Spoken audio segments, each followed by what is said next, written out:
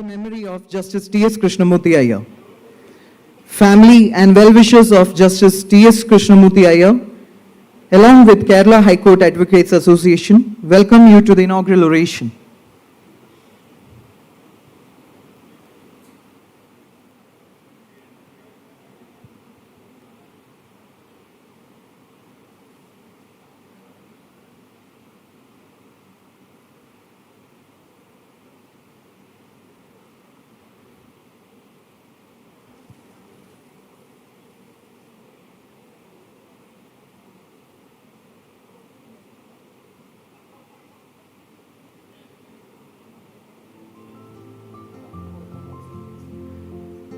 I now request the President to accompany the dignitaries onto the dais.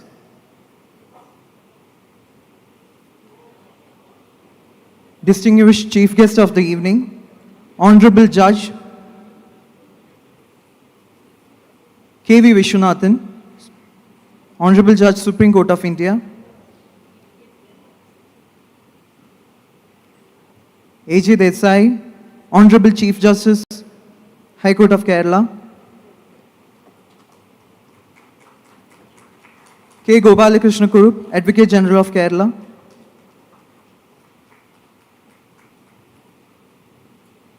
President Ashwin Shenoy,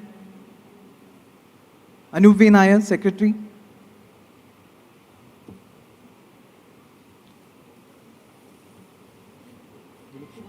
Balaji Murthy sir, Mr. K. Shankar, Advocate Roy Chako,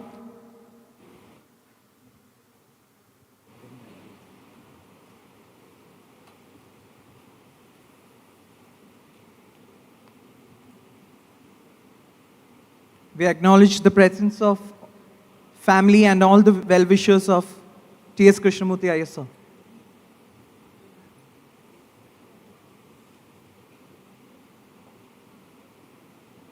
We start the function with the traditional lighting of the lamp. I request all the dignitaries to light the lamp.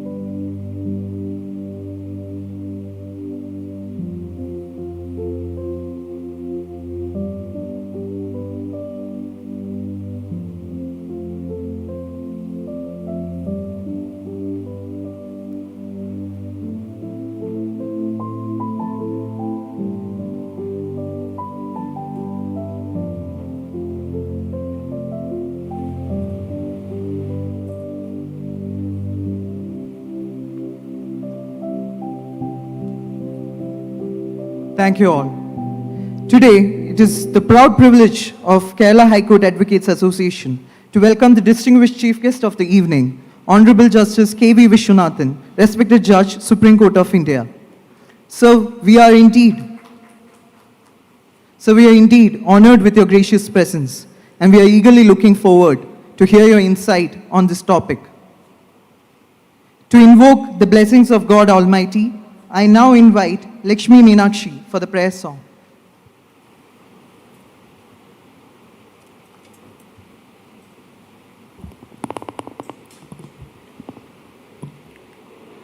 शान्ताकारं भुजगशयनं पद्मनाभं सुरेशं विश्वाधारं गगनसदृशं मेघवर्णं शुभांगं लक्ष्मीकान्तं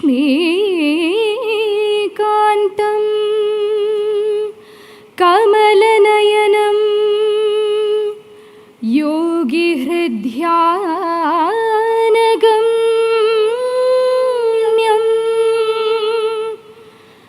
वन्दे विष्णुं भवभयहरम् सर्वलोकैकनाथं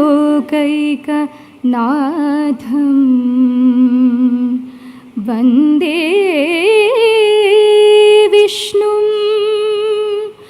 भवभयहरं सर्वलोकैकनाथम्.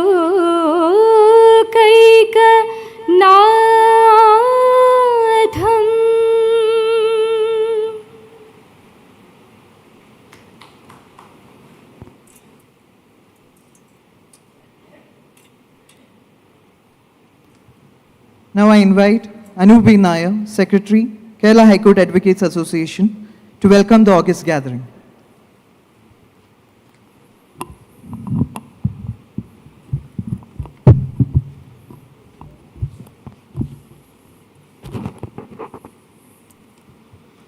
A very good evening to you all.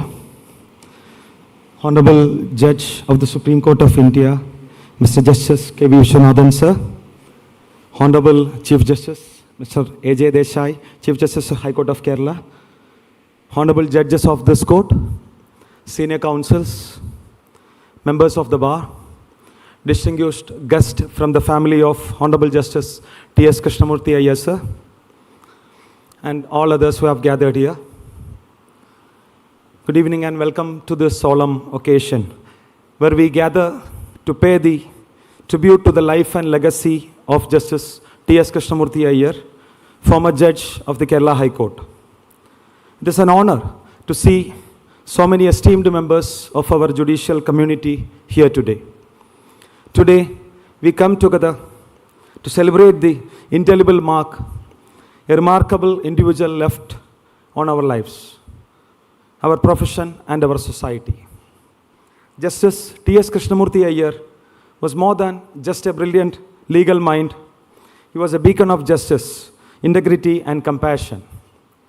We are privileged to be joined by some of the most distinguished members of our judiciary, whose presence here underscores the significance of today's event. Your honors, your attendance is a testament to your unwavering commitment to the advancement of our shared goals and values. First and foremost, I am honored to welcome our esteemed Chief Guest of the day, Honorable Mr. Justice K.V. Vishwanathan, sir, Judge, Supreme Court of India, who is a remarkable jurist and a beacon of justice with his legal acumen and profound understanding of law. His judgments are not only a testament to his intellectual rigor, but also reflect his deep empathy and dedication to upholding the rights and freedoms enshrined in our Constitution. Sir, I welcome you to this function. Now I am honored to welcome Honorable Mr. Justice A.J. Desai, Chief Justice of High Court of Kerala, who is a man that needs no introductions for us. His support and guidance has helped this legal fraternity grow to greater heights. I welcome you, sir, to this function. I also welcome all the honorable judges of this honorable court who has graced us with their presence in this auspicious occasion. I welcome all the honorable judges who are present here to this function. Now I welcome Sri K. Gopalakrishna Kurup, Advocate General of Kerala, to this auspicious occasion. I welcome you, sir. Now I welcome Mr. Yashwant Shenai, President of Kerala High Court Advocates Association, who has tirelessly worked to make this function a grand success. I welcome our President to this function. Now I welcome Sri Balaji K. Murthy and Mr. K. Shankar to this auspicious occasion, and without their support, this program would not be achievable. Sir, we welcome you to this function. It's my pleasure to welcome the Registrar General, Registrar Administration, and other dignitaries who are present here from the High Court to this occasion, who has extended heartfelt support for organizing this program. Now I am pleased to welcome the senior counsels and all the members of this bar who are present here to this grand occasion. I also welcome Advocate Roy Chako sir to this function.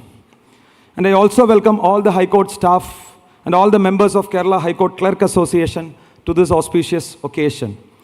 I am also pleased to welcome the family members and well-wishers of Justice T.S. Krishnamoorthy Iyer sir, who have extended their support for making this occasion a grand success. Once again, I welcome you all to this auspicious occasion, and all who are present here on the dais and off the dais, and we look forward to a productive and enlightening session that will undoubtedly leave a lasting impact on all of us. Thank you, and I remain.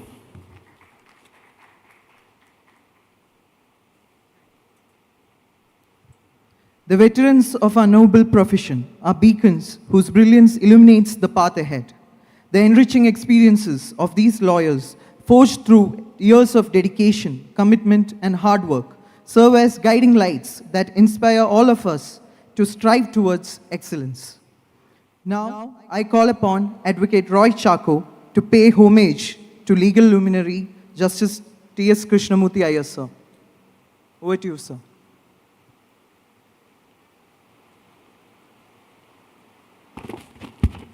The President of this function, Honorable the Chief Justice, Justice A.J. Desai, Honorable Mr. Justice K.V. Vishwanathan, Judge Supreme Court of India, Mr. K. Gopalakrishna Kurup, Advocate General, Sri Yashwant Shenai, President of the Kerala High Court Advocates Association, Mr. Balaji K. Murthy and Mr. Shankar Murthy, sons of Justice Krishnamoorthy Iyer, Mr. Anup B. Nair, Honorable Judges, past and present, family members of Justice Krishnamoorthy Iyer, senior advocates, my colleagues in the legal fraternity, ladies and gentlemen.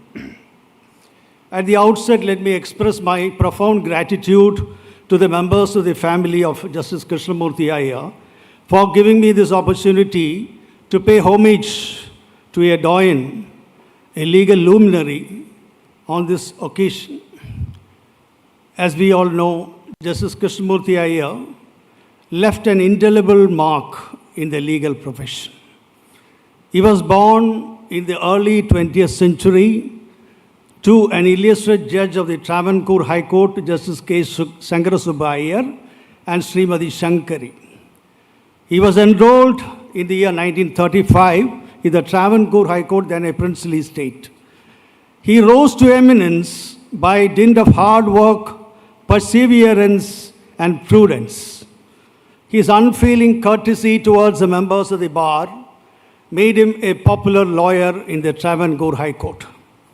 On the integration of the states of Travancore and Cochin in the year 1949, and the principal bench being located at Ernakulam, Mr. Iyer shifted his practice to Ernakulam, and soon he made a mark in the legal profession. I must say that he had an amiable disposition, he was very humble, and he was possessed with juristic acumen and forensic skill. Such is the trait of a great lawyer whom we remember today. After about few years in the legal profession, after the integration, after the formation of the Kerala state, Mr. Iyer rose among the legal profession like a wizard.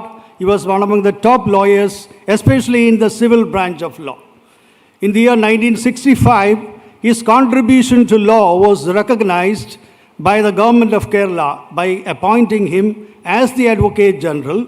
Though his tenure was short, he made a mark, and as Advocate General, he added luster and glory to the office of the Advocate General as the chief legal advisor to the government.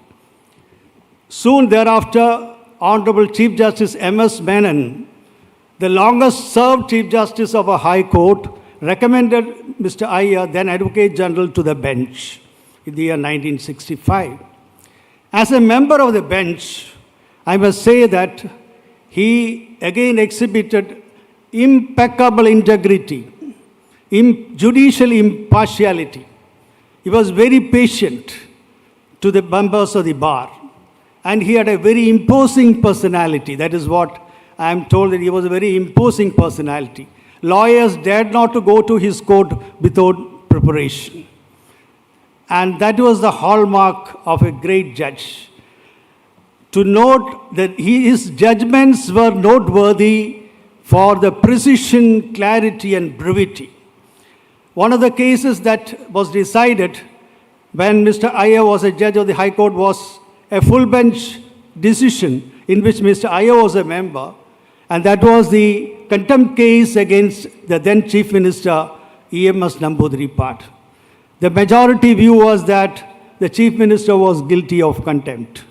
The judgment was rendered by Justice P.T. Raman Nair, and that was agreed upon by a concurring judgment by Justice Iyer. And that was upheld by the Supreme Court of India, the conviction of the Chief Minister. Maybe that was the first time in the history of the country that a Chief Minister was convicted by the High Court in a contempt matter. Thereafter, Mr. H.R. Khanna, after the retirement from the High Court, Justice Khanna, the celebrated judge, he invited Justice Iyer to be a part-time member of the Law Commission of India. As a part-time member of the Law Commission of India, he contributed to the development of law in the country. Soon thereafter, he shifted to Delhi, and he was a senior counsel. As a senior counsel, he commanded lucrative practice, especially in the civil branch of law, not only from the southern side, from almost all the states in India. They engaged Mr. Iyer because he was known to be a master of civil law. I am told that the judge of the Supreme Court would ask Mr. Iyer if there was any clarification on a point regarding the civil law, even if he is not appearing. The judges would ask, Mr. Iyer, what is your view on this position of law? And Mr. Iyer would be quick to respond. Such was his mastery and scholarship, erudition in the field of law. After his failing health towards the 1995-96, he had to come down to Chennai, and he was with his son, Mr. Balaji. I remember my father visited him when he was in the residence of Balaji. I will be failing in my duty if I don't mention that my father and senior P.C. Chako and late Justice Krishnamoorthy, they were the juniors of Justice Krishnamoorthy Iyer. Had it not been for the guidance and training that Mr. Iyer had given to Mr. P.C. Chako and P. Krishnamoorthy, they would not have been successful lawyers that they were. And both of them have left for their heavenly abode. My dear ladies and gentlemen, it was said by a French poet, Paul Valéry, that a great man is one who leaves others at a loss when he is gone. Certainly, Justice Krishnamoorthy Iyer, who passed away, who left for his eternal reward almost a century ago, is being remembered today. And I should say, I have the pleasant duty to introduce to you a great doyen of the bar. Before I conclude, I must also say that myself and my brother Romy, who is here in the August Assembly, we had the privilege of being associated with Mr. Krishnamoorthy Iyer while he was a senior counsel of the Supreme Court of India.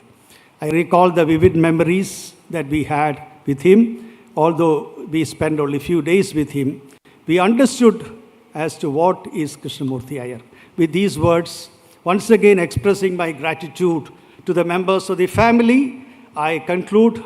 Thank you. Thank you, sir. Now it is the time for felicitations. I invite Honorable Justice A.J. Desai, Chief Justice, High Court of Kerala, to render his felicitation.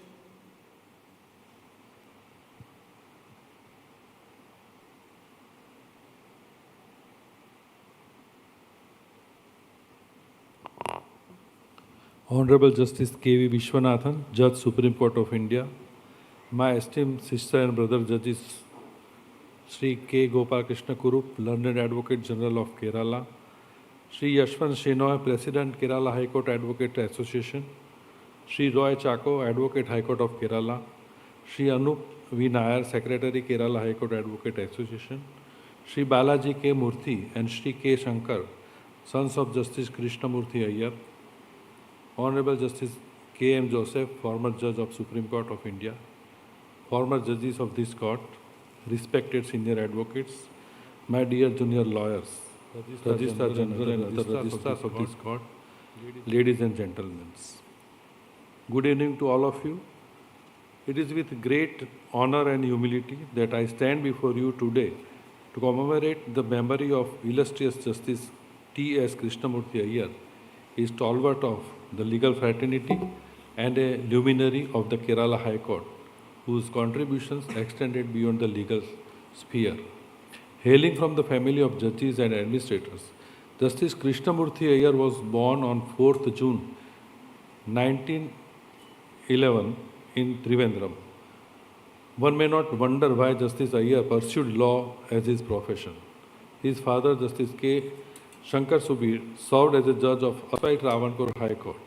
His younger brother, Justice A. Padmanabhan, was a judge of the Madras High Court, and his nephew, Justice S. Shankarabaran, served as a judge of Kerala High Court. Besides, their great-grandfather was an esteemed administrator and civil servant who served as the Diwan of Travancore. After obtaining law degree from the Trivandrum Law College, he began his legal practice in the year 1935, firstly in the Travancore High Court in Trivandrum and later in the Kerala High Court. In recognition of his legal acumen, merit and ability, in the year 1965, Sri Iyer was appointed as the Advocate General of Kerala and worked with distinct and brought dignity and acclaim to the high offices even though his tenure was short. After a short period of service as the top law officer of the state, Justice Krishnamoorthy Iyer was elevated as an additional judge of this court on 14 September 1965. Later in 1967, Justice Iyer became a permanent judge of this court. After rendering distinguished service for more than 7 years, Justice Iyer retired from service on 4th June 1973 on attaining the age of superannuation. I am given to understand from the law journals that after his retirement, Justice Iyer donned many robes and remained active in the legal arena. He served as a member of Law Commission of India. He proved his acumen and deep intellect as senior lawyer of the Supreme Court of India and had handled complicated questions of law that demand high knowledge and industry. Justice Iyer was the chairman of Bharatiya Vidya Bhavan Kerala, an institution which has been the forefront of multifarious educational activities. I am also informed that since Justice Iyer was possessed of generous mind worth emulative, in 1997 he had donated his law library to the Kerala High Court Advocate Association, and I am sure the legal fraternity here will be ever obliged to Justice Iyer for this act of magnanimity. The life and profession of a great judge who served in various capacities can indeed serve as a powerful inspiration for future generations. Judges who have worn many robes after bringing a wealth of experience, wisdom and perspective to their roles, enriching the legal system and leaving a profound impact on society. Justice Iyer's journey from practicing law to ascending the judicial bench reflects a commitment to justice, integrity and the rule of law. By honoring his life and achievement, we not only pay tribute to his contributions, but also remind ourselves of the importance of impartiality, fairness, and dedication in the pursuit of justice.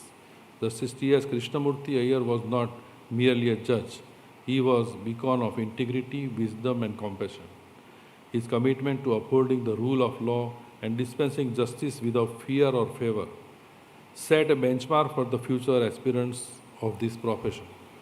Throughout his tenure on the bench, he exemplified the highest standards of judicial conduct, earning the respect of admiration of his peers, colleagues, and public alike. As we recall his distinguished service to the judiciary, it is incumbent upon us to reaffirm our commitment to the ideals he stood for. In an era marked by rapid change and evolving challenges, it is imperative that we uphold the values of justice, fairness, and equality that form the bedrock of Justice T.S. Krishnamoorthy Iyer's jurisprudence. Moreover, Justice T.S. Krishnamoorthy Iyer's legacy serves as poignant reminder of the critical role that an independent judiciary plays in upholding democracy and the rule of law. His unwavering dedication to the dispensing justice without fear or favor underscores the importance of safeguarding judicial independence and preserving the integrity of our legal institutions. As we honor his memory today, let us also recommit ourselves to the pursuit of justice and advancement of rule of law. Let us strive to emulate the example set by him in our own lives and careers, ensuring that his legacy continues to inspire and guide us in the noble pursuit of justice for all.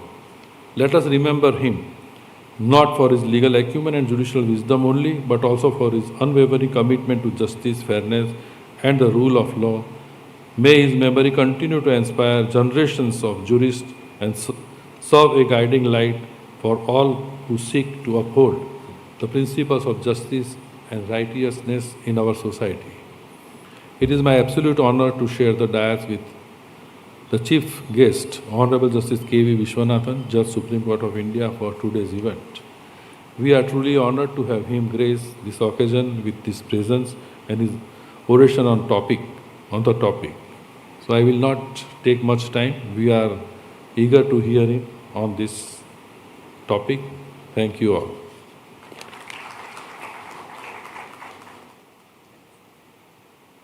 Invite K. Gopala Krishna Kurup, Advocate General of Kerala, to offer his felicitation.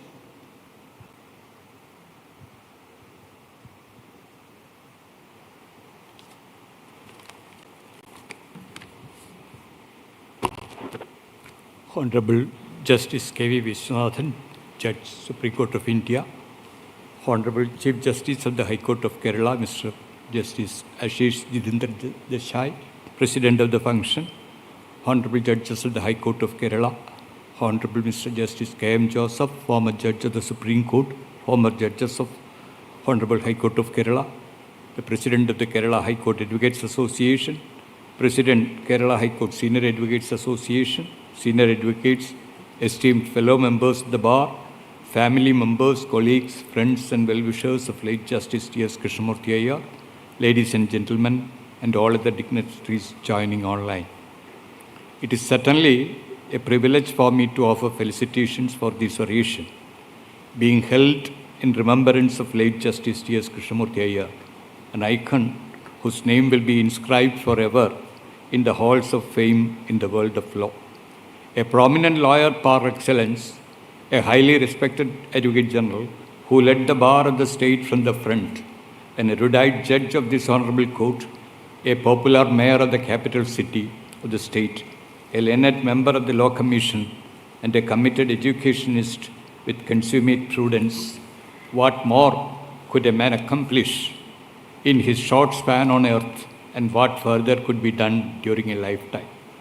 Born in erstwhile princely state of Travancore, into a household of jurists, law and advocacy was inherited by him. But in law, mere legacy will not suffice, and Justice T.S. Krishnamurthy Iyer chiseled his skills in law through industry and excelled to unparalleled heights. I witnessed his incomparable legal acumen from close quarters when I instructed him in matters before the Supreme Court. Emerging areas of impact, law and the legal system. The organizers of this function have appositely zeroed on a topic which is of contemporary significance. Law, by its nature, is not static, but dynamic.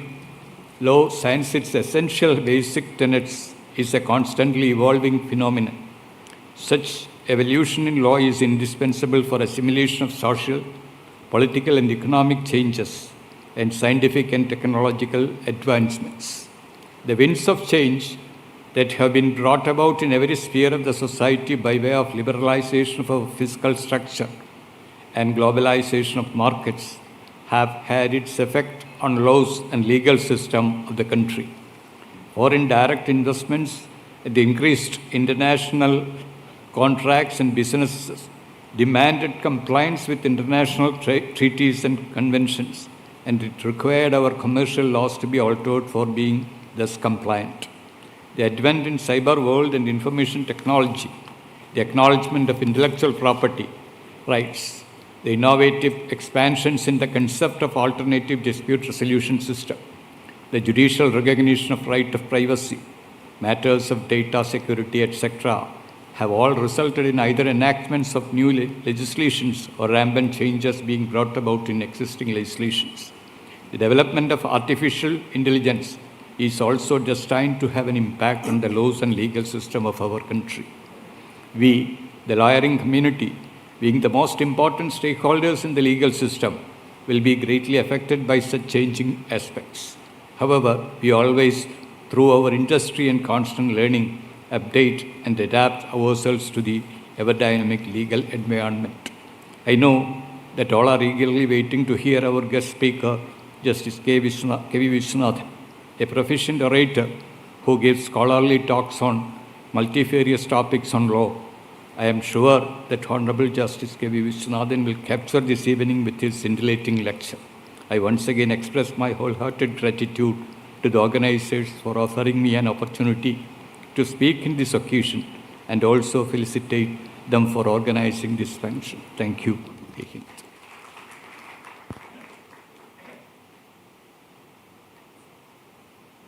I invite Advocate Ashwin Shenoy, President, Kerala High Court Advocates Association, to render his felicitation. Good evening. Justice K.V. Viswanathan, Judge, Supreme Court of India, Justice A.J. Desai, Chief Justice, Kerala High Court, all the dignitaries on the dais and off the dais, and my dear friends. Since we are all eagerly waiting to hear Justice Viswanathan, I would not make a long speech, but I need to tell the background of how we were able to organize this.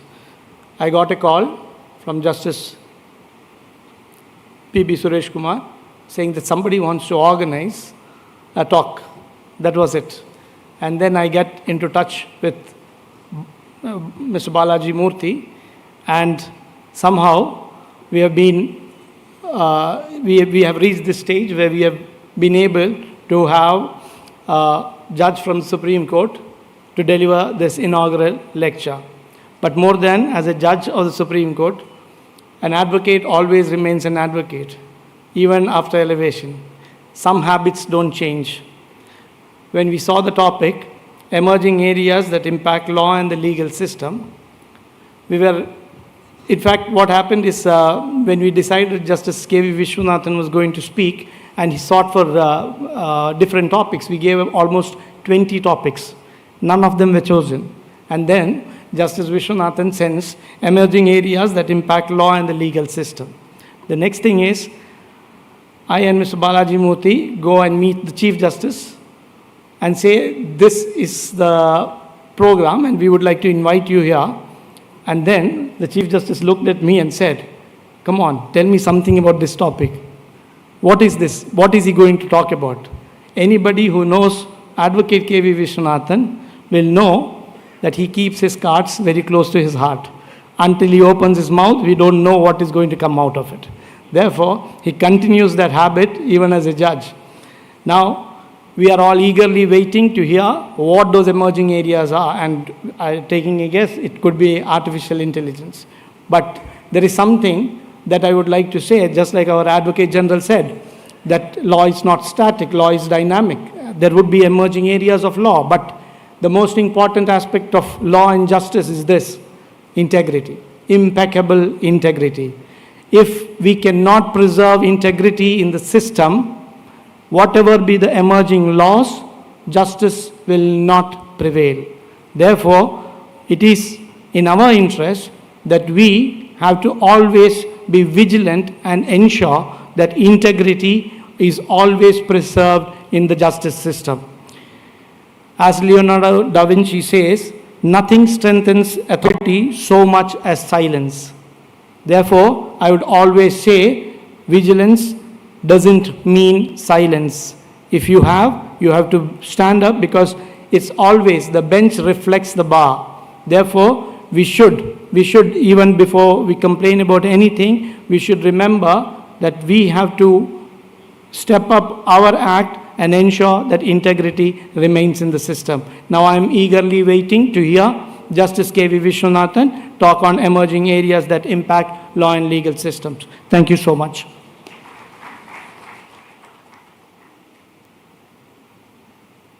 Thank you. Now, the most awaited pivotal moment arrives. I humbly request Honorable Justice K.V. Vishwanathan, sir, to address these attentive minds who are waiting to hear your views and ideas on this topic, emerging areas that impact law and the legal system. Over to you, sir. Chief Justice of the High Court of Kerala, Justice Ashish Jitendra Desai, Justice K.M. Joseph, my distinguished elder brother, the former colleague at the Supreme Court, distinguished judges of the High Court of Kerala, distinguished former judges of the High Court of Kerala, Sri Gopala Krishna Kuru, Learned Advocate General for Kerala, Mr. Yashwant Shenoy, President, Mr. Anup Nair, Secretary, Roy Chako, Sri Shankar Murthy and Sri Balaji Murthy and other family members and friends of the legal legend, late Justice T.S. Krishnamoorthy Iyer, distinguished senior lawyers, distinguished advocates, ladies and gentlemen, a very good evening to you all. I was introduced to Justice Krishnamoorthy Iyer in the late 80s, and my interaction with the distinguished jurist was between the late 80s and the mid 90s. I was very fortunate to interact with him, fortunate to have briefed him, fortunate to have attended his 82nd birthday in Delhi, fortunate to have interacted with him in the library. But little did I realize that 35 years down the line, I'll be standing before you to deliver the inaugural memorial oration. I deem it a great privilege, and I thank the family members for bestowing this honor.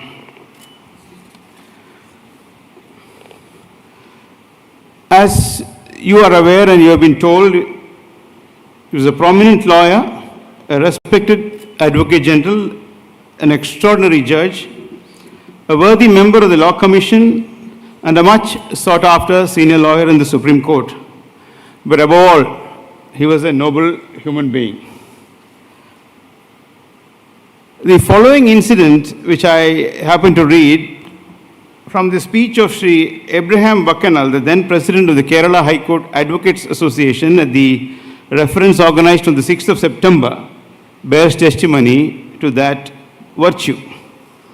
One incident involving Justice Krishnamoorthy Iyer I recently learned from our senior lawyer Sri P.C. Chako, who now returned after a bypass surgery.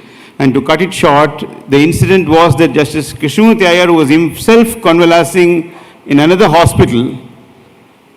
While he was being admitted there, on a wheelchair went and called on Mr. P.C. Chako, who was recovering in another hospital. That was the love and affection he had for his juniors, and that brings out the humanness of the man. But before we really get to the topic, for all these attributes, should not be forgotten that Justice Krishnamoorthy Iyer had a tremendous sense of humor. And I was at the receiving end. We were on the bus to reach the aircraft, which on that particular day was parked far away. We were both going to Chennai. Justice Krishnamoorthy Iyer was seated and I was standing. And as the bus was meandering, he was meandering for very long, and I could see him, feeling a little restless. And he looked at me and asked me, Vishwanathan, is this bus taking us directly to Chennai, or are we only going to the aircraft? Those are fond memories I have of him. And it's only a fitting tribute that the late Krishnamoorthy Iyer family have organized a memorial oration, because he was truly a legal legend, and this is the right way to perpetuate his memory. Now, coming to the topic, let me break the suspense which Yashwant has created. A lot of topics were debated. Nothing was rejected out of hand. The first default option was to go to constitutional law, which is the first love of most of us. But midway somewhere, the Chief Justice of India deputed me to attend a roundtable conference organized by the Supreme Court of Singapore and the Durham Law School, with Chief Justice also giving his inputs on the topic, our Chief Justice. And I found that the topics discussed there were of primordial significance. And I thought that the purpose of deputing someone to attend a conference is so that somewhere down the line he comes back and is able to share with with his friends and the legal fraternity the cutting edge topics and the legal dimensions that they have. So that is what has resulted in the choice of the topic. And if you see the topic carefully, it is emerging areas impacting the law and the legal system. Like, law always reflects what goes on in the society. So there are things happening around which have serious legal implications. So I thought I'll identify 4 of them, and what I have chosen to talk to you, not so much as to, give a dissertation thereof, but to flag certain ideas so that your ideas get liberated, your mind gets liberated, and you pursue that as part of, your interest. Some of you must already be pursuing it. So the topics are climate change. Climate change is not necessarily what goes on in the atmosphere. Of course, it begins with that. But there are legal dimensions to climate change. And as members of the legal fraternity, we must do our bit. We must be aware of it, and we must do our bit to mitigate what is going on. We will see what are the legal issues that may arise on climate change. The second aspect is, I think, very important. We are all victims of it. Disinformation. There's a lot of disinformation going around. Some call it the truth decay. How do you check this?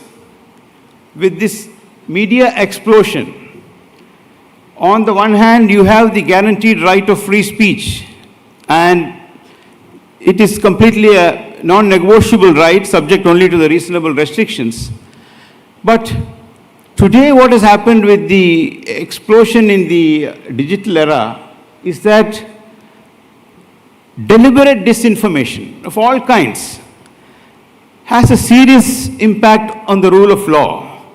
So, within the parameters of the Constitution, what could be the methods of regulating it, checking it, without in any manner compromising on free speech? Are there any methods adopted? Have democratic countries resorted to any measure? If so, is it worth replicating here? As a judge, I do have my restrictions, but there will not be any restriction in placing before you what the scenario is so that we assimilate and adopt, because there can never be two opinions, that it has to be checked. But the first problem is who checks and who identifies what is truth and what is falsehood. So these are areas which we must think on. So I thought I would share with you because it has a dimension of constitutional law. The third aspect is, of course, artificial intelligence, which was mentioned, and I think it is something which we must deeply ponder on. We must examine what the legal questions that may arise if artificial intelligence is, integrated. There's no two opinion that it has to be integrated. It can't be a substitute. You will have to partner AI, but there are some legal aspects which will arise. What could be the regulatory mechanism? What should the regulatory mechanism provide? And lastly, of course, you mentioned data protection and privacy, because world over litigations are emerging, and so we will see a few of them. I thought this will be a fitting tribute because Justice Krishnamoorthy Iyer always pushed himself. He was a senior advocate, he was an advocate general, he then moved on to become a judge. He then was invited by no less a person than Justice H.R. Khanna to be in the Law Commission. Then was a successful senior advocate arguing myriad areas of law. So it is in that spirit that this topic has been chosen, and we will see how we get there.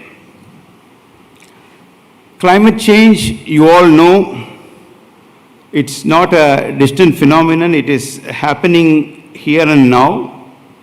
For the uninitiated, when we burn fuel, they release greenhouse gases, especially carbon dioxide. These gases act like a blanket around the earth, trapping the sun's heat and causing our planet to warm. So that's the theoretical part of it. It is an existential threat.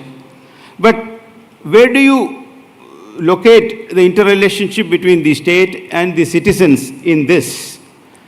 You have the binding international conventions. I'm not going to labor them. They are available for you for easy reading.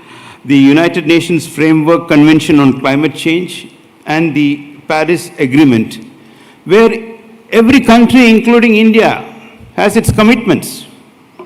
We have a commitment to achieve approximately 50% cumulative electric power installed capacity from non-fossil fuel-based energy sources by 2030. With support from the transfer of technology and low-cost international finance and X, Y, and Z. Fortunately, the Supreme Court has stepped in, speaking through the Chief Justice in the Ranjit Singh case. And he holds, and the court holds, that citizens or persons do have a right to be free from the adverse effects of climate change. It's held the inability of underserved communities to adapt to climate change or cope with its effects violates the right to life as well as the right to equality. This is better understood with the help of an example. If climate change and environmental degradation lead to acute food and water shortages in a particular area, poorer communities will suffer more than richer ones. The right to equality would undoubtedly be impacted in each of these instances. This was in the context of, preserving the great Indian bustard and the pelican, which were birds which were getting extinct. And not to compromise with the non-renewable energy. People, who were producing power by the non-renewable source of energy without resort to fossil fuels were given certain directives by the Supreme Court in an earlier order. So, evolving the principle of environment versus conservation, and not merely environment versus development, this right was evolved by the court. But then, when you enforce these rights, when you take a party to court, the first problem leading jurists say is the problem of causation. How do you locate, where do you establish the causal link, the causans? Do we go for the traditional but-for test, which we normally resort to in any litigation in tort, that but for this, the third thing would not have happened. Is but for test the relevant test? And if you are jettisoning the but for test on causation, why do you say that? These are questions which are bound to arise, and it's time that we also ponder over it. The standard test for causation in tort is the but-for test. That is, can the claimant prove that the alleged damage would not have occurred but for the defendant's acts or omissions. Where a rigid application, this is my comment, of the but-for test is inconsistent with these objectives, that is, can the claimant show that damage would not have occurred but for man-made climate change, or if so, can they show that the relevant degree of climate change would not have occurred but for the action and omissions of the defendant? Courts around the world are adopting a more flexible approach. In circumstances of scientific complexity, for example, or where multiple causes are present, courts have adopted alternative tests, such as whether a defendant's act or omissions made a material contribution to the harm or materially increased the risk of the harm occurring. More specifically, in the context of pollution from different sources, they have developed the commingled product theory. Suppose multiple people are responsible for degeneration of a pollution. There is an apportionment of liability, and there is a theory of commingled product theory which is being evolved, which is being borrowed into this aspect. So as lawyers, it's our responsibility as members of the legal fraternity that these principles adapt, as was rightly mentioned by the learned Advocate General, with the progress of times, so that we are not caught up in the old theories which are unable to address the current societal problems. Former Chief Justice James Alsop of the Australian Federal Court, who had presented a very distinguished paper there, referring to the issue of establishing causation, states, not to alleviate the requirements of but-for proof in such circumstances might reveal the law was unable to adjust to the realities of life and was unable to give effective and just remedies. And there are instances on the case of the asbestos, victims, the victims of the mesothelioma disease from England, and they borrow this principle and cross-pollinate them. Justice Sikri, who also presented a paper, referred to the Grantham Research Institute on Climate Change, and this is only to tell you how the litigation on climate change is increasing, manifold. Finding more than 1,000 climate-related cases have been filed since 2015, in comparison to about 800 cases filed between 1986 and 2014. And unlike in the past when climate change cases were generally unsuccessful, the trend now appears to be changing. According to the Grantham report, in nearly 370 decided cases, outcomes favored climate change action in 58%, were unfavorable in 32%, and had no clear impact in 10%. How have the courts in other jurisdictions enforced national commitments under the Paris Agreement? Netherlands has taken the lead in a case called the Argenda Foundation. When citizens moved the court, the case is of course pending in the highest court there, the judgment of the Dutch government, when Dutch government had acted unlawfully in taking insufficient action towards the UN goal of keeping global temperature increases within 2 degrees Celsius of pre-industrial conditions, the courts were moved and the state was ordered to immediately reduce its greenhouse emissions to 25% by 2020 in accordance with its human rights obligations. So here is where you find that courts are evolving certain positive obligations in the state. Hitherto, not that positive obligation is something which we are unaware of. We did it in the telephone tapping case, we did it in the sexual harassment at workplace case before the legislations came in. But this is what is happening now internationally with the treaty, obligations as the basis. I'm not saying that the same view will be taken. Of course, our courts will have its own analysis, but this is the way the climate change aspects have been impacting the legal community. And that is why I thought it would be important to highlight that aspect to you. Senior women citizens moved the Swiss court for failing to enact to combat climate change legislations and to reduce carbon emissions, and appropriate directions have been given by the Switzerland court. So these are some things which we should be aware of. I've already dealt with about the aspects of hauling up private companies who emit the carbon emissions to restrain them and to bring them within the limits. In New Zealand, in a case called Smith versus Pontera, Michael Smith, a Maori leader, sued New Zealand's 7 largest greenhouse gas emitters, collectively responsible for 1/3 of the country's emissions. It was argued that these companies, their activities amounted to tort of public nuisance and negligence, and therefore sought a novel claim for a climate change damage duty. The Supreme Court of New Zealand, overturning the Court of Appeal, proceeded to emphasize that that was, of course, a striking off action like our Order 7, Rule 11, that to strike off motions in novel climate change classes, the activities contributing to climate change can potentially qualify as public nuisance, even if they are not illegal under the existing statutes. And the ruling was against the striking off action, and they said this should go to trial as it involves tribal issues. Then you have cases in Australia where ministers have been hauled up for want of duty of care.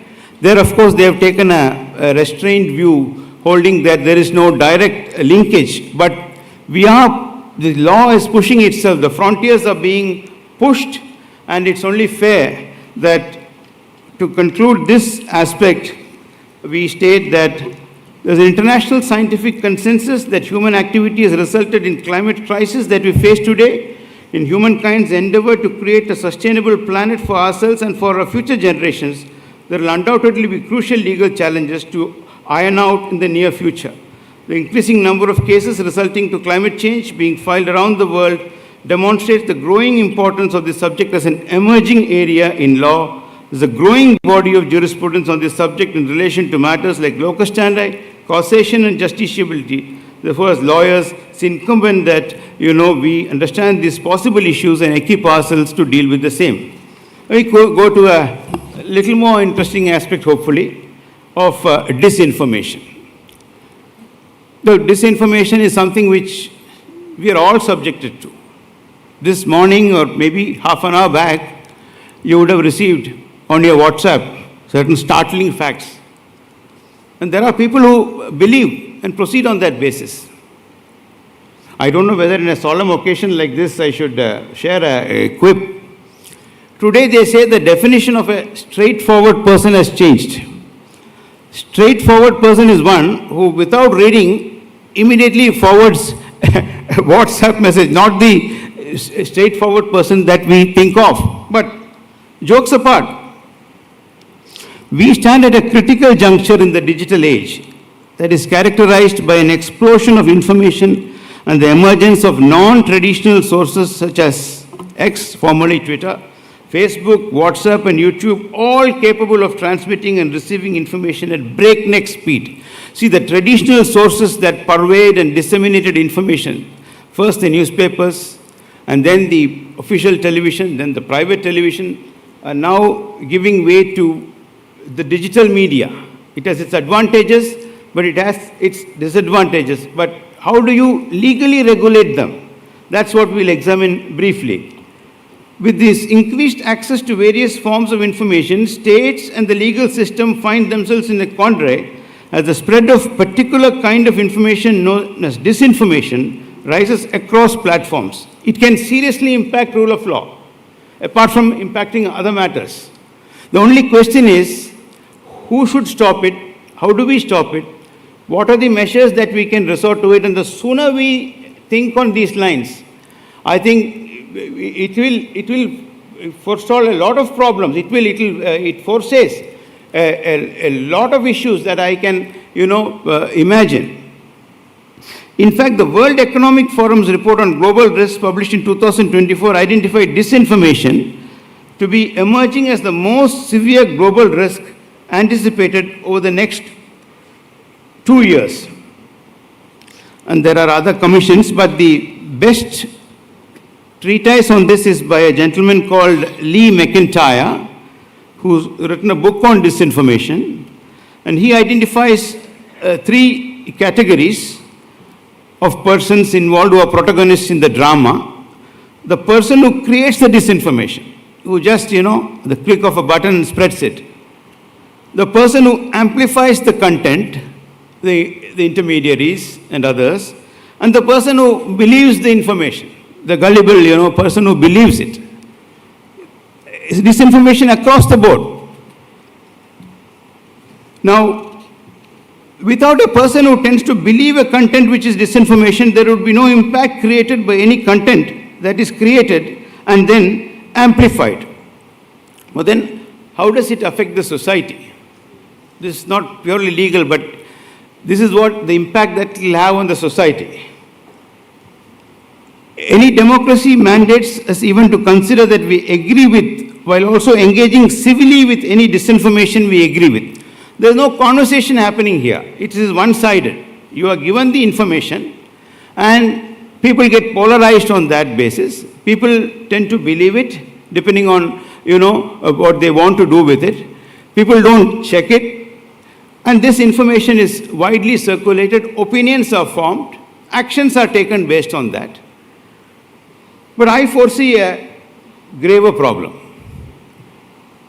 Slowly and steadily as we progress, when people realize after a few years that the information was false and that it was a false information which was the basis of a decision taken by them, not once, not twice, but on several occasions, a trust deficit will set in among all of us. So much so that it is bound to impact our normal conversations. While today, the default rule in conversation is that you believe, unless proved otherwise, slowly and steadily I foresee a trust deficit setting in. And that is not a happy scenario because you would proceed on the basis that the information is false over a large period of years after you have been victim of it. But still, we haven't come to the problem of how to tackle it. And thirdly, it, of course, the effect the spread of information has on the formerly reputable sources of information. All of us would remember a time when nobody would even question a certain piece of information appearing in our print media. However, in the digital era, people are no more able to figure out where the news is actually coming from, and there is an increasing struggle to separate fact from fiction. But where is the tension? Where is the tussle? The tussle is the amplifiers, the originators also have the right of free speech. And our courts have, interpreting 19.1 and 19.2, have been very clear that unless it falls within one of those 8 reasonable restrictions, and unless it tantamounts to incitement to violence, mere advocacy would not be proscribed.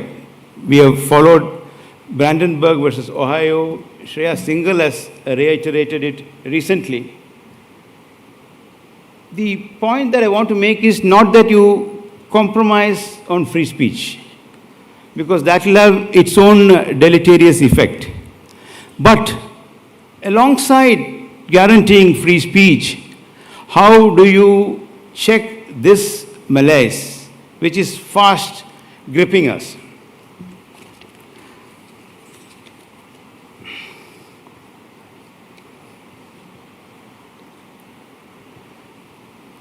In this backdrop, the following are the potential pressure areas that are the subject matter of discussion around the world, which will arise when any measure is devised to try and control the spread of disinformation.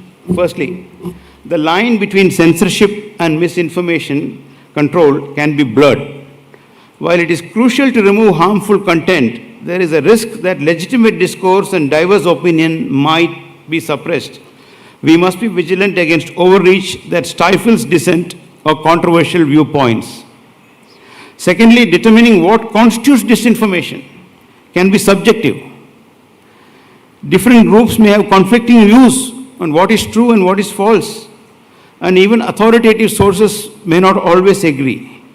This complexity makes the task even more challenging. Thirdly, the role of social media and tech companies is pivotal. These platforms are at the forefront of moderating content and face immense pressure to remove harmful information while upholding free speech. Their policies and algorithms can inadvertently promote or suppress certain viewpoints, adding another layer of complexity. Fourthly, the legal and ethical limits of controlling disinformation are constantly evolving. Governments and international bodies grapple with setting legal boundaries. While laws against hate speech, incitement to violence, and defamation exist, extending these to cover disinformation is controversial and is difficult to enforce uniformly. As far as we are concerned, we of course have the IPC and the Information Technology Act and the recently formulated IT rules. I don't want to labor them because there is one pending litigation on the fact check aspect, which on the disinformation on certain governmental, aspects. We'll leave that aside. We will see how at least two countries, Singapore and Germany, have approached this. Singapore has a legislation called the Protection from Online Falsehoods and Manipulation Act. Now, the remedy suggested is very simple, but there are some problems in the mechanism which perhaps can be ironed out if we put our heads together. They have a mechanism where if a certain information thought to be false or tantamounting to disinformation is aired, they have an authority now vested in the government who have a power to direct that medium to publish alongside the false information the correct information. The logic is answer to free speech is more speech. There is a theory that instead of suppressing free speech, you must have more speech. And I've always wondered, just an aside, that apart from handling hate speech by law, why cannot it be done by harmony speech? Why cannot Good Samaritans? The law can take its own course. That is clearly incitement to violence. That should be curbed. But I think if answer to free speech is more speech, the answer to hate speech, apart from legal sanction, should also be harmony speech. But the problem with the Singapore legislation is that it vests the adjudicating power in the governmental machinery. And that may not be entirely acceptable.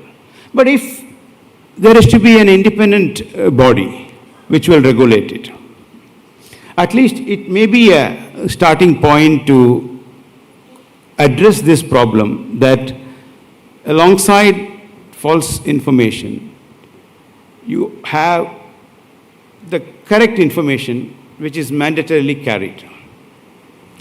The German model is grounded on self-regulation.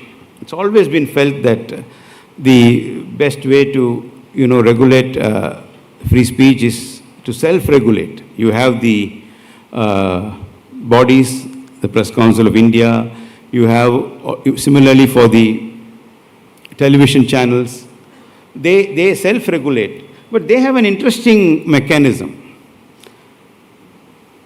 They have a time limit before which you must self-regulate. They have an authority in-house who will self-regulate. But if it doesn't do that, then, a certain sanction kicks in. Maybe after 5-6 opportunities, a sanction kicks in by law. That since you have not self-regulated, we are now going to take it upon the law to sanction you a penalty. I think it is a model worth pursuing because the proponents of free speech, the champions of free speech, and all of us are champions of free speech. We don't want to compromise that. Need to address this problem and to come out with measures. So maybe, somewhere down the line, a hybrid model which assimilates both these models could be thought of, but it is an immediate desideratum that we check this, but mere law is not going to help you. On an individual level, it is important to recognize that education and digital media literacy in tackling the issue of disinformation is also important. The real solution to disinformation, rather than from the law, comes from the changes that each of us can make to our everyday lives. Apart from educating people about digital media and how information is created and amplified, some steps identified by Lee McIntyre are: confront those who spread disinformation, resist consolidation of opinion, and tune out misleading information, but all within the framework of law. And to conclude, in the foreseeable future, we are going to see an increase in measures attempting to discover and counteract disinformation. As members of the legal community, we are going to be uniquely placed right at the forefront of various kinds of legal battles that will arise out of these measures. A, judicial review of the laws seeking to restrict freedom of speech. B, legality of take-down measures, when an intermediary is asked to take down a certain offending post. Petitions seeking directions to take down harmful and false content, to name a few. It is for these battles that we need to equip ourselves with the views and experiences from around the world who are facing similar troubles and where the laws are mostly in the incubatory phase. While the right to express ideas freely is a cornerstone of our democratic values, disinformation threatens to erode the very foundation upon which those values are built. It is imperative for us as legal professionals to advocate for measures that safeguard the truth without stifling legitimate expression. By fostering a legal framework that promotes media literacy, encourages responsible discourse, and holds purveyors of falsehoods accountable, we can uphold the integrity of both free speech and the rule of law. I hope that this talk initiates a conversation and, sets you thinking, liberates a few minds, and some of you come out with brilliant ideas to counter this within the framework of our Constitution. With this, we move on to artificial intelligence. Today's day and age, you cannot not speak of artificial intelligence, though I have a problem with the phrase artificial in it. Having read a bit of it, I feel that it is certainly not artificial. You could have some other acceptable phrase for it, because the phrase artificial intelligence dissuades people from adapting and adopting artificial intelligence, even if it is not to substitute the normal functioning. The other problem is, when you speak of artificial intelligence, there's the tendency to believe that it will substitute humans. No. At least for the administration of justice, one can say with certain amount of conviction that partnering artificial intelligence will only uphold and the rule of law, and it will not negate the rule of law, provided it is, the artificial intelligence is meaningfully and responsibly employed. That is going to be the approach. Now, how does it impact our legal system? What is happening around the world? The Vidhi Center for Legal Policy had a paper on responsible AI for the Indian justice system, and they refer to certain tools adopted by countries abroad. Socrates, an artificial intelligence tool used by the Brazil's Supreme Tribunal of Justice, the country's highest appellate court, examines appeals and recommends a decision based on the impugned judgment. Now, I am not advocating this straight away. In fact, at a recent conference, the promoters of the artificial intelligence tool, Harvey, told us that they were commissioned to do one particular work, that is, to predict how many questions Justice Gorsuch of the United States Supreme Court would ask, and what would be the questions in a particular case which was coming up for arguments a few months down the line. And they tell us that 10 out of 11 questions predicted were asked by Justice Gorsuch.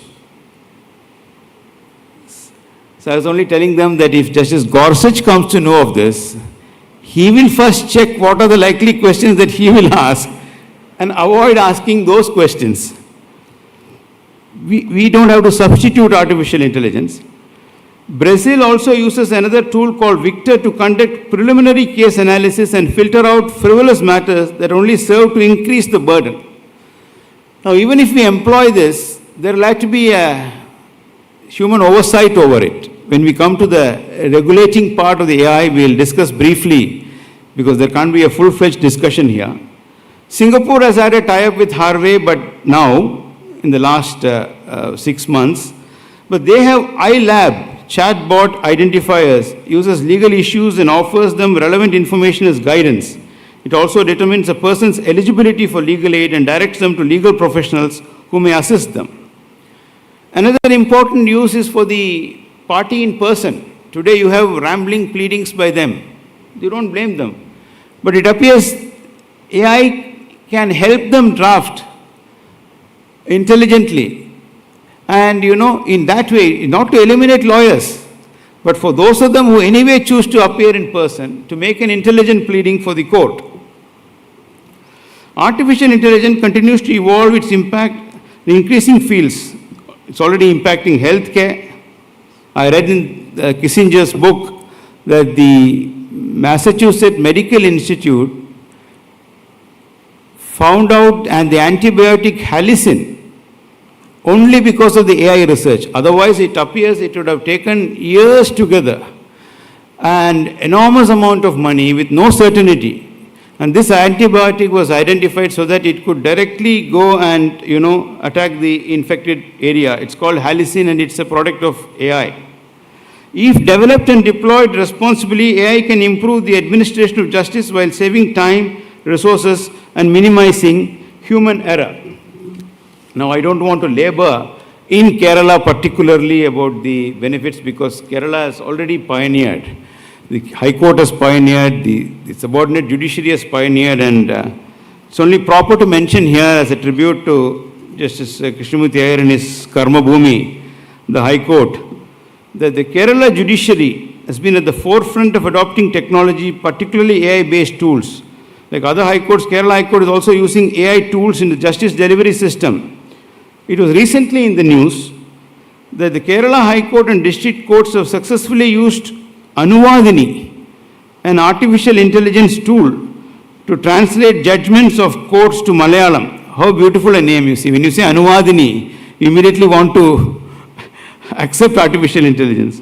As of July 2023, using this tool, more than 317 High Court judgments and over 5,136 district court judgments have been translated from English to Malayalam and uploaded on websites of the respective courts. It was also learned that there is a proposal to share translated versions of judgments with the Legal Service Authority for imparting legal education.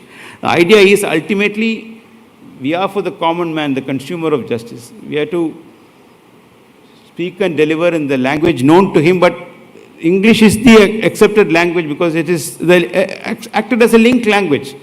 I'm not saying one way or the other, but today we have these tools which will translate and reach him, at his doorstep for him to fully comprehend what has happened to his case. The Supreme Court has taken tremendous initiatives, and Chief Justice Chandrachud has been at the forefront of pioneering stellar measures. the natural language processing power to transcribe court proceedings. Today you will find the Constitutional Bench proceedings are transcribed as it is. The advent of AI transcription, at the close of the day, the judge will have access to the transcript. Even while reserving a judgment and you want to dictate it, you want a clarification, you could go back and read or play the tapes also. Now, as far as the administrative part is concerned, it is already in vogue.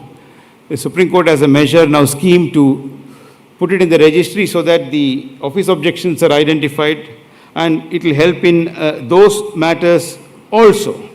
But speaking of AI, we can't not mention the possible drawbacks that AI also brings, so that when we go to the part of regulating it and providing a governance model, we address this aspect also. In the legal field, the use of AI can have profound consequences on the restriction of persons' life and liberty, particularly if used by criminal courts to detain and sentence, and by law enforcement to identify and arrest criminal behavior. And there is a concrete example. In 2016, a trial court in the US, a case regularly discussed upon, but I'll be failing in my duty if I don't mention it, decided to sentence a man to 6 years in case related to a drive-by shooting while relying on predictions obtained from Compass, called the Correctional Offender Management Profiling for Alternative Sanctions, an AI tool. Now look what happened. Loomis, the convict, challenged this before the Wisconsin Supreme Court, citing the non-transparent black box-like nature of Compass. However, in this particular case, the use of Compass by the trial court was upheld by the Wisconsin Supreme Court for the reason only that it was not the only basis for the trial court's decision. It referred to it, but not relied on solely, and the conclusion was otherwise justifiable, even if this was eschewed. Nonetheless, the discussion generated by this case are important in that they point to the dangers that come with the use of AI technology. Now, what should be the governance model? We, of course, examined a few in the different sectors, and this, without a governance model, we don't know whether a legislation is the remedy or it could be by a policy. First of all, there should be legal compliances. It should respect the existing laws, regulations, particularly the data protection laws, and there should be accountability. Now, when we say accountability, Lord Hodge, the Deputy President of the Supreme Court of the United Kingdom, that is when he wrote it in July 2023, and AI, a very fascinating article. It is available on the UK Supreme Court website. Those of you interested could refer to it. He says that the following legal questions would arise. Will there have to be legislation to impose liability on the developer of the artificial intelligence system, as one might in relation to the manufacturer of a driverless car? Or should the legislation impose liability on those who choose to use such devices, that is, the operators? Whom will the accountability lie in case there is, a mishap? Or is it fair to hold humans liable at all if the AI systems write their own algorithms? Because beyond a point, today's machine is not like a calculator. Today it arrives at its own decisions by a process unknown. Nobody is able to fathom what's going on inside. To address such issues, we need a governance framework to set the accountability aspect intact. There has to be, like the guidelines provide, it is footnoted, fairness and bias mitigation, data quality and security, and of course, human oversight. Not that you do everything that AI does, but at a point where you need to check. For example, in a case with bulky documents and facts, it was suggested in a conference, I don't know whether it can be implemented. The UK, at least the Court of Appeal has this practice. Once the draft judgment is ready, it is given to the lawyers to verify before it is pronounced. And I remember an issue having arisen of one such draft judgment getting leaked. But keep that aside. Suppose if a case summary is made, and if it is given to both the legal teams to tell us, is there any inaccuracy, and if so, what, to justify it by an affidavit. Would it be too much? Would that not aid the process in today's day and age? Would it not further the rule of law? That in terms of time, with so many cases pending, that we partner AI, we keep the human oversight, and we devise mechanism to, see that AI helps us in the process. Because our problem is pendency, and I personally feel that AI can be responsibly and intelligently partnered. That could be, in the absence of any other solution that we think of, could be a solution to seriously address the pendency problem. Apart from the routine pattern cases of motor accidents, land acquisition compensation, going into, the AI mode of resolution with the human oversight. We'll do it carefully, but we need to seriously think of it. Continuous monitoring, stakeholders' engagement, and there have been cases which have arisen. Somebody wanted a patent. After disclosing that I didn't invent it, it is the machine which invented it, and court said no in England in Taylor's case. Somebody sued Air Canada, saying that the chatbot interface said, I give you a discounted fare if you are a bereavement traveler. They have a scheme where if you are traveling on account of the death of somebody, you could say you are a bereavement traveler. And then that was misleading. He couldn't get the benefit. He went to court and he relied on the chatbot advice and claimed $880, a person called Moffat, who sued Air Canada. And Air Canada argued that the chatbot is a separate legal entity. However, the court held that Air Canada is responsible for all information, including that generated by chatbot. Because if you promise something on a chatbot that you have a bereavement discount, you jolly well give it.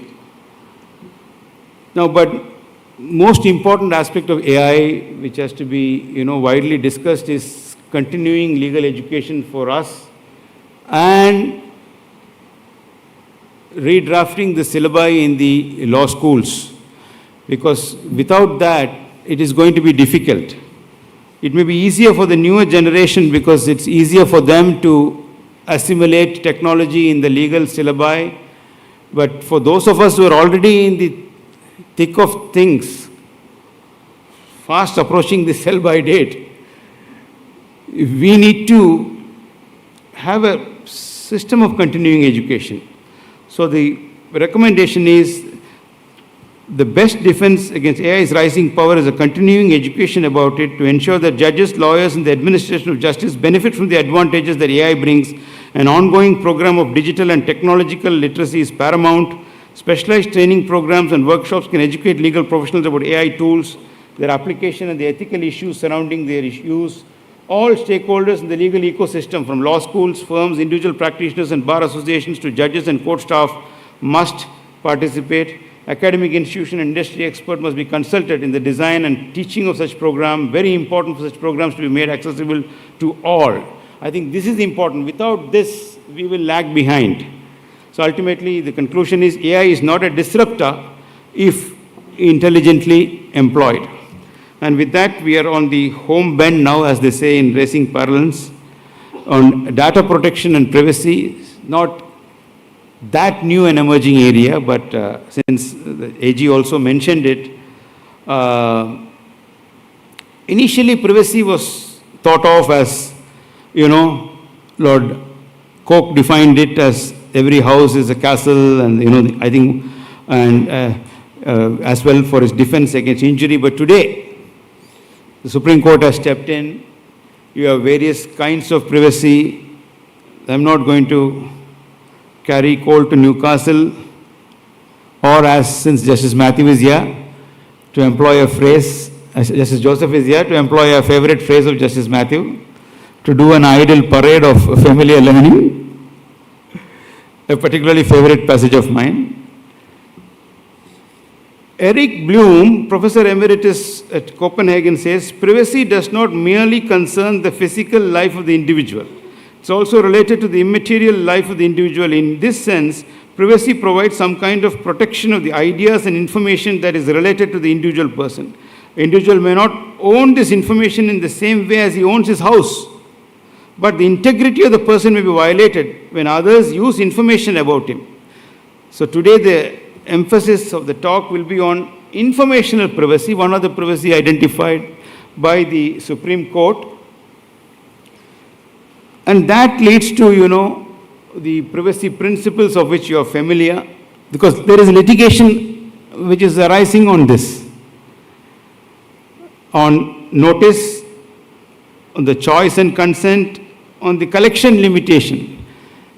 You need to know, you need to collect only on a need to know basis. If you breach that, you could be violating the privacy.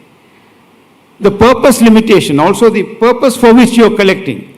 All this, the aggregators are already, being taken to court. Uber is taken, and in 2 Italian cases, the food providers have been, suppliers have been taken to court, asking for data of the employees. And there a question has arisen in the process of furnishing you data of the passenger, of the driver, their working hours and their conduct. What happens if the data of passengers are also involved? Can they be redacted? These are questions which are bound to arise. They will arise here very soon because we already had the Data Protection Act. And of course, correction, access and correction, people say there is a right to be forgotten today. That I can go to court and have my, identity removed. Suppose I've been wrongly involved in a criminal case and that ends in an acquittal.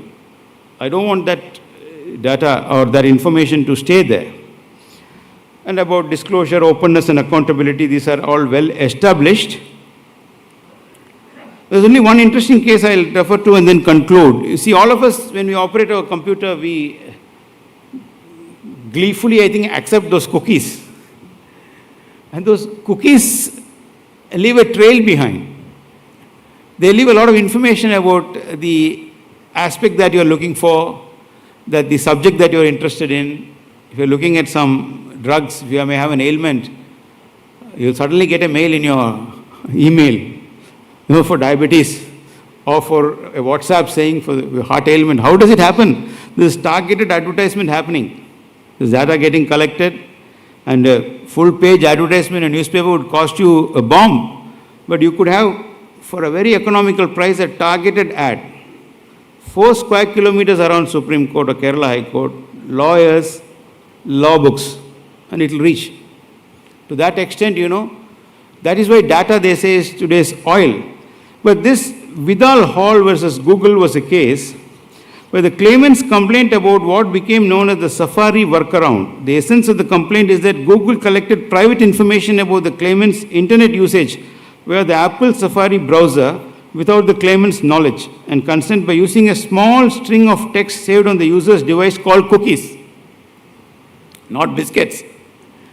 This allowed Google to recognize the browser sending the browser-generated information. The BGI was then aggregated and used by Google as part of its commercial offering to advertisers via its double-click advertising service.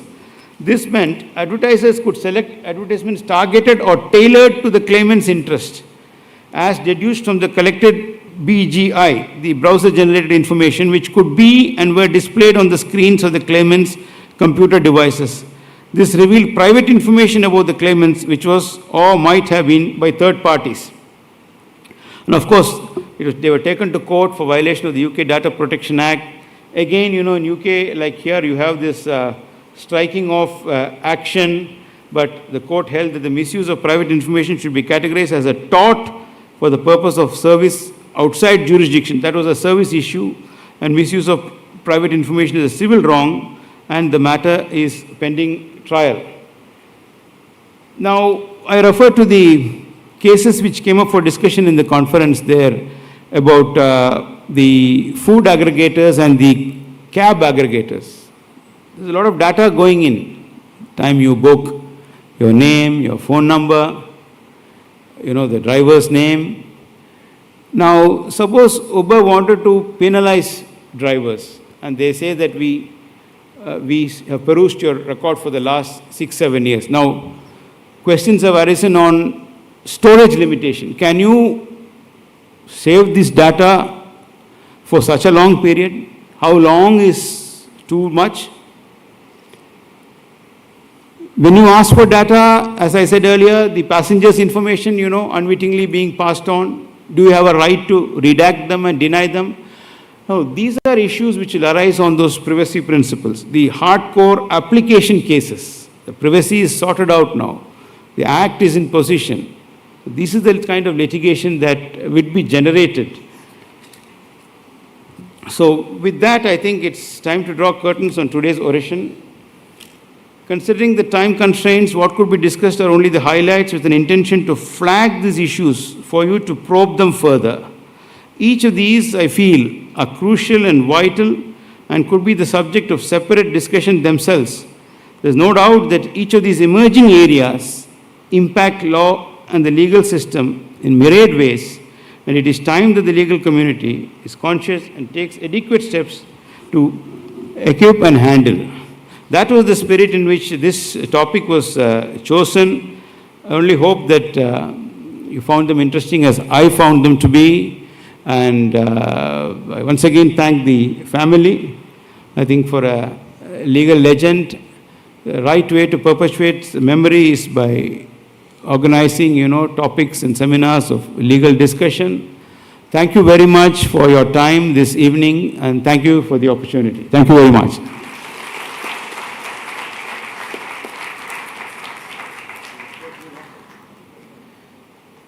Thank you, sir, for your thought-provoking insight on new terrains of law that impact the legal system.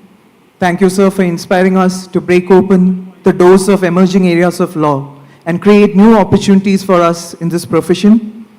The answer to hate speech should be harmony speech is essentially a statement that acquires great relevance. Thank you, sir, for leaving us with that evocative thought for this wonderful evening. Thank you so much. Now, I call upon Balaji K. Murthy, sir, son of T.S. Krishnamoorthy Iyer, sir, to render his vote of thanks.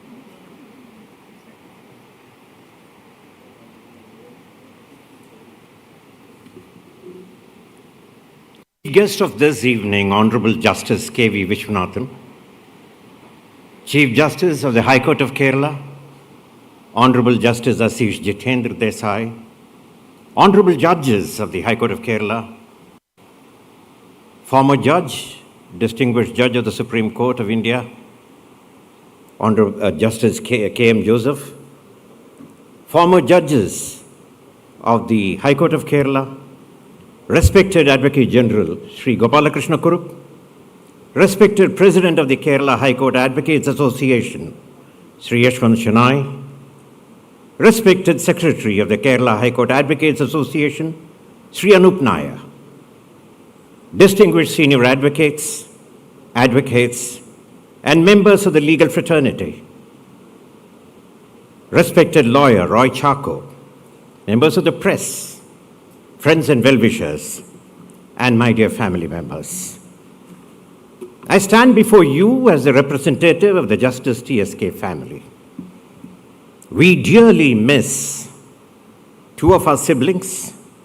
I take this opportunity to pay a homage not only to them, but to our dear uncle, late Justice S. Padmanabhan, a former judge of the Madras High Court, and our dear cousin brother, late Justice S. Shankar Subban, a former judge of this very High Court. It may not also be out of place to mention the name of Sri P.G. Thambi, who was erstwhile the Director General of Prosecution, who right in the early 2000s worked earnestly with me to get this oration going. I am sure they are blessing this evening's proceedings from their heavenly abode along with our parents. Honorable Justice K.V. Vishwanathan, on behalf of all of us present here, I wish to place on record our sincere thanks and gratitude to you for delivering this inaugural Justice T.S. Krishnamoorthy Iyer Memorial Oration. Sir, what you have done today is to turn into reality a 25-year-old dream of our family and well-wishers. We shall always cherish with great fondness your simplicity, your sincerity, your humane touch, and above all, your kindness in not only agreeing to deliver this oration, but in every single interaction of yours with me. Sir, may I request on behalf of the family and all of us present here to kindly accept a memento as a token of our love and affection, a memento which is nothing but a shawl. And Mr. Shankar, can you please wait? Thank you. A shawl and a memento and a book. I request Justice TSK's son, K. Shankar, to kindly do the honors. Shankar is a big doyen in the Indian and international maritime industry.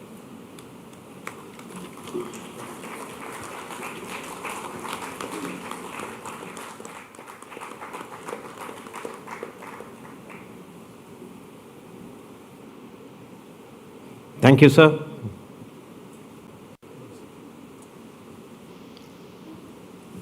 Honorable Justice Ashish Jitendra Desai. Sir, Kerala will always remember you for your contribution, not only to this High Court, but to this state. The first ever time I entered the chambers of a judge was your chambers, sir. I entered with a lot of trepidation, and I must confess that I was a complete nervous wreck. But you put me at ease immediately with your gentle and calm demeanor. So we thank you very much for so graciously agreeing to preside over this oration. May I request Justice TSK's granddaughter, Uma Suryanarayan Mishra, recently retired as a Joint Secretary, Cabinet Secretariat of the Government of India, to kindly do the honors.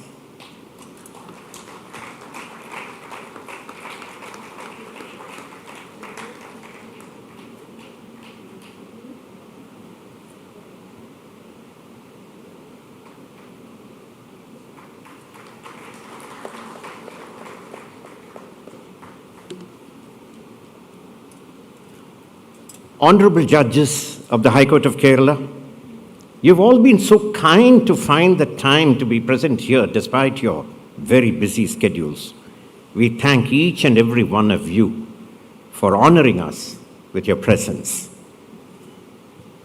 Respected and distinguished former Judge of the Supreme Court of India, Sri K. M. Joseph, as well as former judges of the High Court of Kerala, words fail me to express my sincere thanks and gratitude to each and every one of you for being here with us.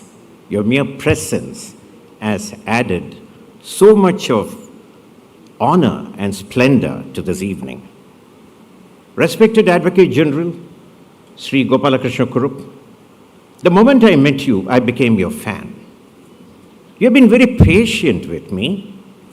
Your gentle and disarming smile, your simplicity and modesty, and your encouragement is what has contributed to a large extent to the success of this evening. Sir, really, we thank you very much for all the support. May I request Justice TSK's granddaughter, Anupama Gopal, a marketing guru and a fitness expert, to kindly do the honors.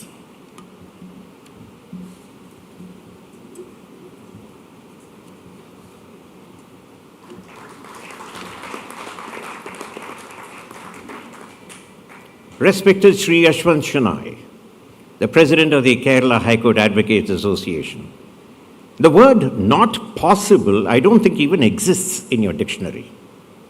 Right from day one, over the past many months, you have so patiently tolerated my innumerable phone calls and messages, not once showing your discomfort or impatience.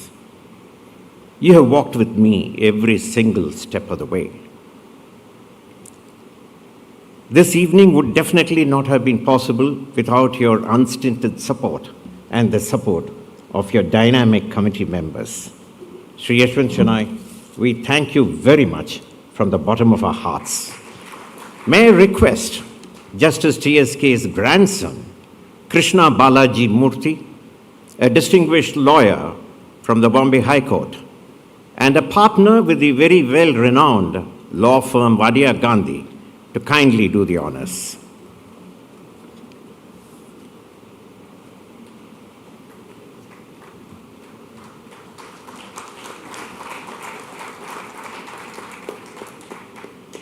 And respected Sri Anup Nair, a secretary's job is always a very tough job. You're always flying below the radar and doing bulk of the work. And without your support, this evening would certainly not have been possible. May I request Justice TSK's granddaughter, Priya Suryanarayanan, a brilliant electronics engineer, to kindly do the honors.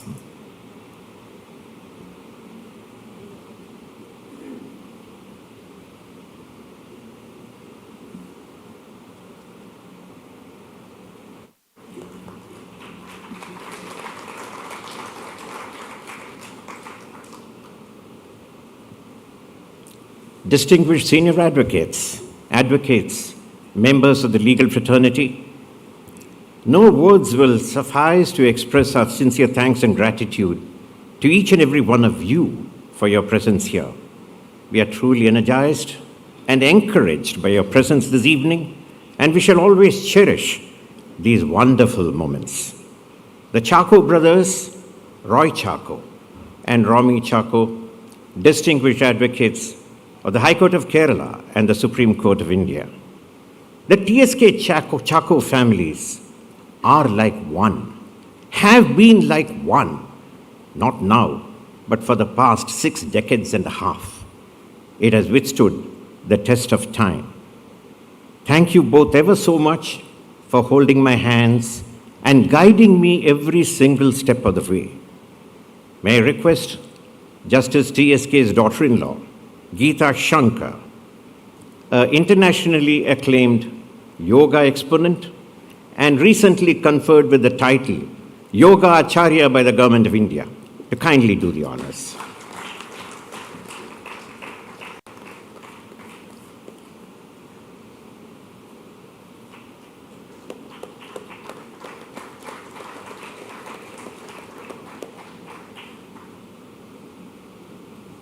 As our chief guest would certainly agree, this evening would certainly not have been possible but for Romy Chacko.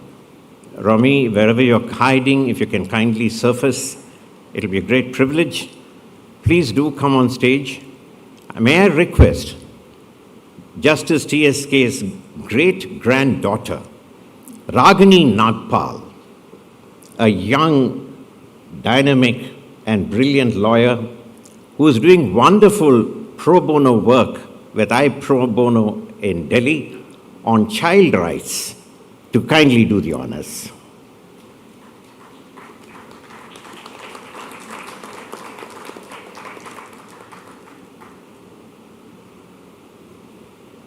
Even last year, I closely worked with Naveen, who was the secretary of the Kerala High Court Advocates Association, and Mr. Sanand Ramakrishnan, distinguished advocate of the Supreme Court. The support I got from each and every one was simply outstanding. I shall always cherish these fond memories. Members of the press, no function and no event can be a success without your presence and your support. Thank you so much for being with us this evening. Last but not the least, our dear friends and well-wishers, who have traveled from far. You have braved the weather and come here speaks volumes of your affection for the Justice TSK family. Thank you ever so much for being with us. A huge thank you to Live Law and Bar and Bench for live beaming this evening's program. Before I conclude, may I take your permission to announce this? The Justice TSK family would love to have this oration on an annual basis.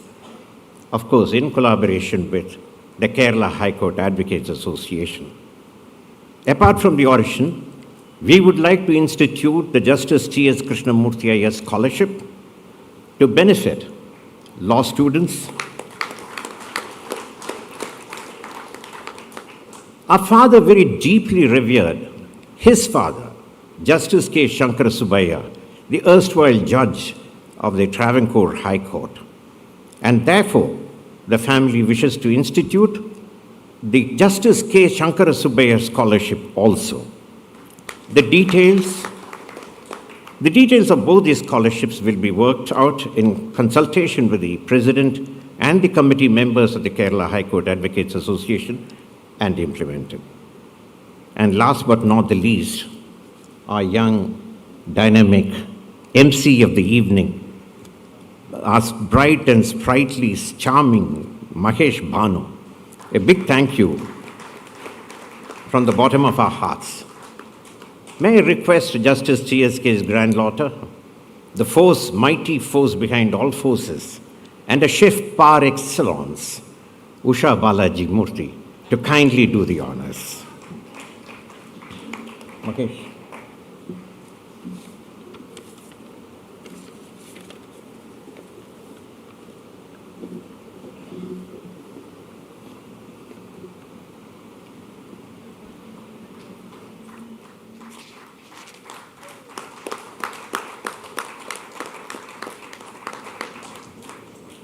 And I still have got to say one last line.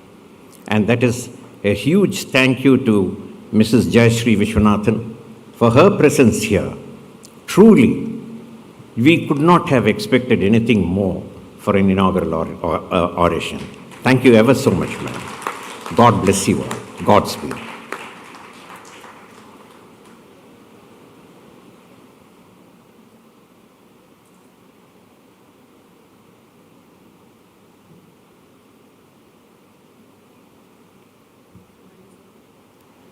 Thank you, sir. We express, on behalf of Kerala High Court Advocates Association, we express our profound gratitude to K.M. Joseph, sir, retired Judge, Supreme Court of India. We express our profound gratitude to all the judges, to all the honorable judges of this court who have taken their time off and have graced this occasion with their presence and support. We express a profound gratitude to the members of the bar for your presence and support towards making this event a grand success. Thank you. Thank you all.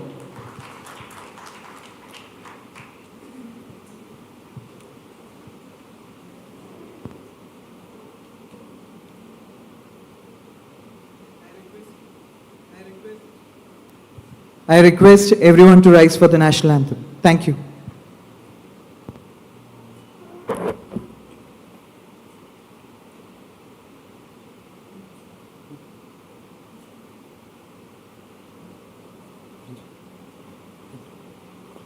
जनगण मन अधिनायक जय हे भारत भाग्य विधाता पंजाब सिंध गुजरात मराठा द्राविड उत्कल बंगा विंध्य हिमाचल यमुना गंगा उच्चल जलधि तरंगा तव शुभ नामे जागे तव शुभ आशीष मांगे गाये तव जय गाथा जनगण मंगलदायक जय हे भारत भाग्य विधाता जय हे जय हे जय हे जय जय जय जय हे